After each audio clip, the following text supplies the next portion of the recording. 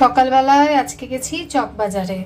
আর এটা আমাদের মোটামুটি বাড়ির কাছাকাছি। তো বাজারে গিয়ে দেখছি এই সমস্ত মাছ রয়েছে, সবই ছোট মাছ, বেশি বড় মাছ ছিল না।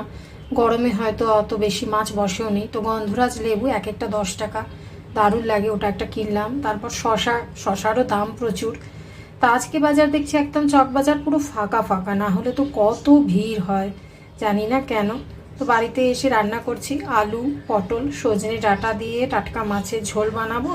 আর সমস্ত পাঁচমিশালি সবজি, বড়ি দিয়ে, ধনেপাতা দিয়ে একটা আর কি এই এই যে এটা বানিয়েছি, তরকারি বানিয়েছি। সবজি খাওয়া ভালো, আমার তো মনে হয় সবসময় ভাত রুটি কম খেয়ে একটু বেশি বেশি পরিমাণ সবজি, ডাল, মাছ এসব খাওয়া ভালো। আর মাছটা দিয়েও পাতলা ঝোল বানিয়েছি, যেটা গন্ধরাজ লেবু দিয়ে খেলে দুর্দান্ত লাগবে। আর অনেকদিন পর ওই লেবুটা পেয়ে আমার তো বেশ মনটা খুশি। তো এই হচ্ছে আজকে আমার সাদামাটা রান্না বান্না। এই যে দেখুন গন্ধরাজ লেবুটা, দারুণ সুগন্ধ।